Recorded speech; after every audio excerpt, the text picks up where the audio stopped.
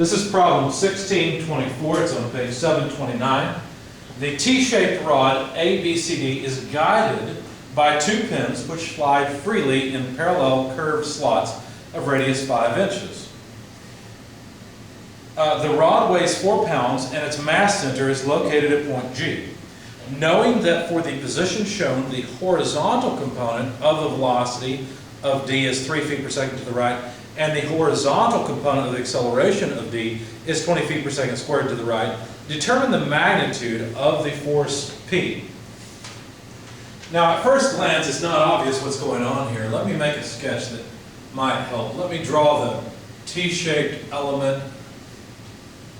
And what we'll do is just note that that's the element that's actually moving.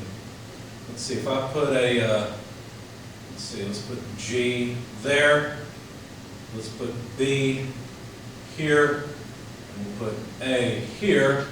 Then the slots, let's see, that these are moving in, well, this is not easy to draw. Let me try one more time.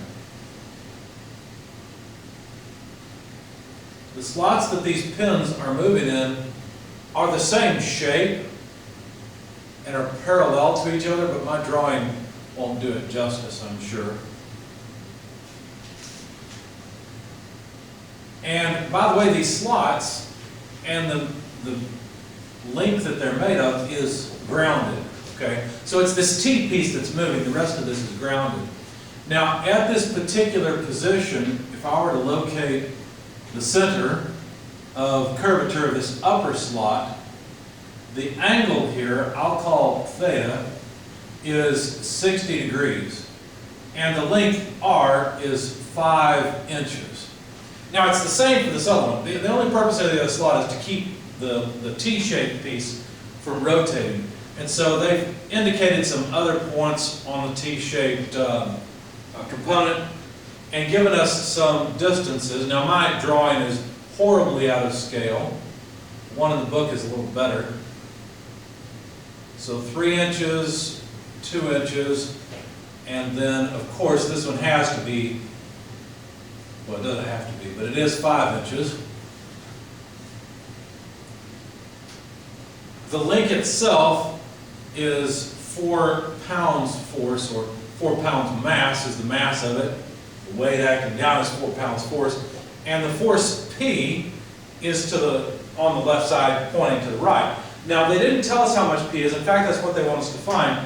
They did tell us that the resulting velocity of the link, at least the x component of it, because understand, really the velocity is going to be tangent to the path, right? The velocity is going to be moving up this way. But just the x component is measured to have a velocity of 3 feet per second. And the acceleration, the horizontal component of acceleration, is measured to be, I've just got to move it down a little bit to have some space, is measured to be 20 feet per second squared. Now, understand that this T-shaped piece is in rectilinear motion. There's no rotation. There's just translation along a curved path. And so what they want us to do is find the magnitude of P. How much is it? Now, to solve this problem, the first thing we need to do is understand the kinematics. And the key to the kinematics is understanding that the body is not rotating. And therefore, all points, D, C, G, A, B, all these points have the exact same velocity and acceleration. So if I can find the velocity and or acceleration of any particular point, I know the velocity and acceleration of all others. So let's see. If we think about how this thing's moving, let me just sketch this point, and let's pull a line, a radial line, down to point A. Well, point A has to be moving on this arc, on this curve, right? And so if it's accelerating, it has to have a tangential acceleration in that direction. And if it's moving, which it is, it must have a normal acceleration in this direction. Okay, so just using a tangential and normal component system. Now, the normal acceleration would just be the tangential velocity squared divided by the radius. Now, notice we don't know the tangential velocity. We don't know the velocity in this direction. That's the tangential velocity. All we know is a component of that velocity. So if I were to look at the tangential velocity, Vt, which is the total velocity of any point of that t-shaped length, I only know the x component. Now, fortunately, I do know the angle between these two. How do I know that? Well, let's see. We know that this angle is theta. And so if this line is perpendicular to this line, and this line is perpendicular to this line, then from geometry, the angle between Vt and Vdx is theta. And so what this means is that Vx over Vt, well, that's a cosine relationship, isn't it? The horizontal piece over the hypotenuse. So that's just the cosine of the angle theta. So the tangential velocity then is Vx divided by cosine theta. Now I know I've shortened this instead of Vdx to just Vx because no matter what point I take, its x component of velocity is going to be 3 feet per second. So 3 feet per second divided by cosine of, let's see, 60 degrees. Well, cosine of 60 degrees is 0.5, so this comes out to 6 feet per second. So now I actually know the tangential velocity, or the velocity of any point, or the total velocity of any point on the body. It's 6 feet per second. Okay, that's nice. What about the acceleration? Well, I should be able to calculate the normal component of acceleration now. Let's see, 6 feet per second, quantity squared, divided by the radius, which is 5 inches. I'm going to write that as 5/12 of a foot. Okay, just converting immediately to feet. And when you plug this into your calculator, you'll find that the the normal acceleration is 86.4 feet per second squared. So that gives me at least the normal acceleration. Okay. Well, look, I've got the x component of acceleration. And if I now turn my attention to the tangential and normal acceleration, I know that there's a piece of the normal acceleration in the x direction plus a piece of the tangential acceleration in the x direction that together must add up to the total acceleration in the x direction. In other words, mathematically, and again I'm going to drop the subscript d because it's the acceleration at any point, this acceleration, which I know, 20 feet per second squared, has to be a sum of components from a, n, and at. As a matter of fact, I would say it's atx minus anx, where I'm indicating this is anx, this down here is atx. See? Pardon me. So atx is just going to be the horizontal component, but again, this angle here, let's see, would that be, yeah, that's my angle theta.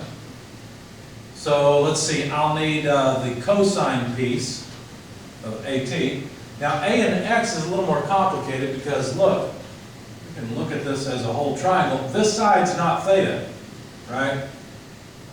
Rather, this side is theta, and so the relationship between the hypotenuse an and x is in fact a sine relationship because the angle is opposite. So I need an sine of theta for this part. Now the only unknown here is really at. So let's solve for the tangential acceleration. That's ax plus an sine theta divided by cosine theta. Plugging in the numbers, ax is 20 feet per second squared, an is 86.4 feet per second squared. I need sine of 60 degrees divided by cosine of 60. So the whole thing is divided by cosine of 60. Plug that into your calculator and you'll find that the tangential acceleration is about 189.65 feet per second squared. We haven't done any kinetics yet. This is only kinematics. We've only studied the motion of the link, not what has caused that motion. So now let's continue. and work with a free body diagram in order to approach the kinetics of the problem instead of just the kinematics. I'm going to draw a free body diagram of the T shape and apply forces. Well, let's see, there's a weight force coming down from G. There's a normal force, because understand that there's rollers or something to prevent friction, so the only way that we can have force is normal, in other words, in the radial direction there. These two are supposed to be parallel to each other. I don't know the magnitude of NA or NB yet. And there's our force P. Now if you look at this, you might be tempted to sum forces in the horizontal and the vertical direction, but when you have this nice tangential and normal acceleration already separated out for you, it may be best to simply sum forces in a direction where you don't have to deal with two of the unknowns. You see, if I were to sum forces in the normal direction, that's what this would be, the normal direction, both of these forces would appear. But if I sum forces in the tangential direction, both NA and NB will drop out. There will be a contribution from the weight, there will be a contribution from B, but look, I won't have to mess with NA and NB. So I'm going to choose to sum forces in the tangential direction. Now let's see, yeah, so this is the positive tangential direction. I'm sorry, I wrote an F, I meant a T. Okay, so how much of P is in the tangential direction? Well, let's see. Let's increase the size of P so that hopefully you can see this. So there's P. I just want the piece that's in the tangential direction. So make a right triangle. There's the piece I want. Where's my angle theta? Well, it's right here. Okay, in other words, right here, I believe is my angle theta. Let's double check that. This line is perpendicular to that line. This line is perpendicular to that line. So yes, by geometry, there's my angle theta. Therefore, this upper side, which is what I want for really P in the tangential direction, and let's write it that way, P in the tangential direction. Notice it's going to be a positive component. When I come back to this and continue on the next line, I'm going to use cosine for that. So let's just note that this is the cosine side, so I don't forget that. Okay. How about the weight? Well, the weight I'm breaking up into two components as well. So the weight is the hypotenuse, and the piece that I'm interested in here is this piece. But now where is the angle? Well, this line is parallel to this line, and this line is parallel to this line, so theta is over here. So if W is this side, the weight, then this side, the tangential side, is going to be the, let's make a note of it, sine theta side.